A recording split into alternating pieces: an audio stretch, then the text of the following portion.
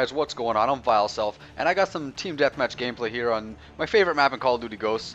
And right now in this video, I'm going to talk about all the things that have been announced and talked about regarding Sony and the PlayStation 4 over the last couple days, especially at the CES event, which is taking place right now in Las Vegas. So without further ado, I'm going to discuss a bunch of kind of non-gaming related things that Sony announced that I thought were pretty cool, and then I'm going to go into the gaming related stuff that was announced and talked about at CES event, as well as other places that I found on the internet.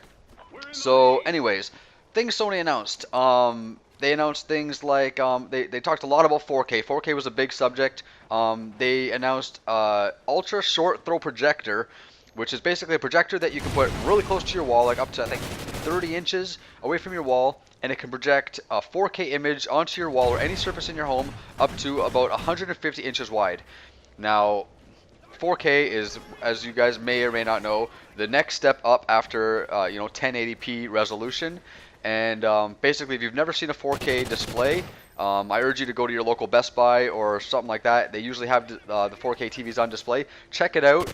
Until you see one in person, you will not realize the actual quality that is involved and that exists in a 4K display, but it is pretty impressive. I've seen it myself, and it looks very nice. So for this short little projector, it's just a small little thing, but projects a huge image on your wall, and it produces stunning image qualities.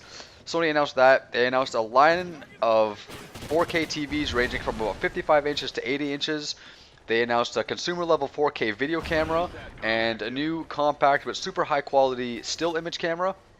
They announced high-res audio products that are designed to bring the listener the type of audio quality that was intended to be heard by the creators, because a lot of audio that we hear nowadays, like MP3s and stuff like that, it's very degraded. It doesn't really sound like it's supposed to sound.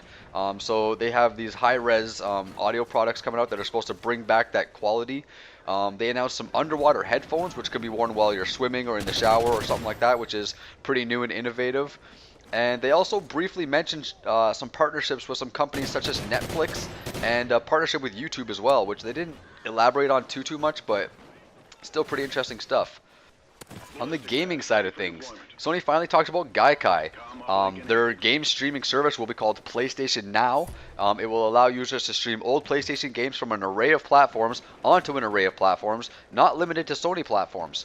So basically, at first it will work with the PS4 and the PS3, and then soon after, the Vita and Sony Bravia TVs will eventually, hold the service.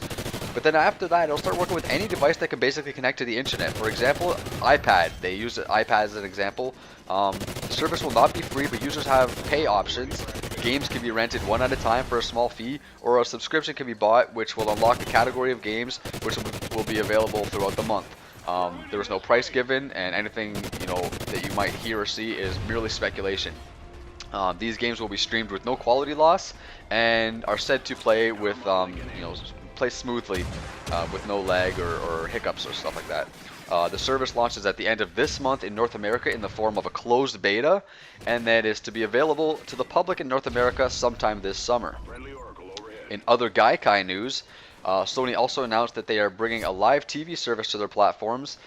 This service will allow users to stream live TV, DVR shows, and access a library via an on-demand type of feature, much like Netflix. So it's sort of almost like a rival to Xbox One's TV integration, but it's going to be streaming live TV. You don't have to hook up your PlayStation to your cable box and stuff like that. Still remains, the details are still vague and unheard of, but definitely looking forward to hearing more about that in the future. Sounds like a pretty cool feature to me.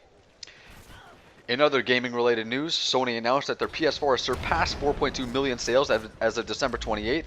On average, the PS4 is selling nearly 100,000 units a day, whereas the Xbox One is averaging almost 77,000 units per day worldwide. Great figures for both companies, needless to say. Another bit of news, Turtle Beach has announced a partnership with PlayStation for an exclusive line of products, which is pretty good for PlayStation 4 owners who don't have headsets. There aren't many headsets compatible with the PS4 right now.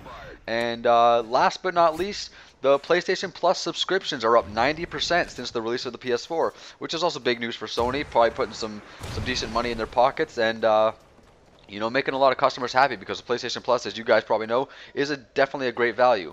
So that's basically all I have for you guys today. That was kind of a lot of news I crammed into this short 5 or so minute video. If you have any questions, please leave them in the comments below. I will do my best to answer them. And I just want to thank you guys once again for watching. I hope you enjoyed the gameplay. Please like and subscribe. Follow me on Twitter at VileSelf. And I just want to thank you guys again for watching. So stay tuned for my next video, and I will see you guys next time. VileSelf, out.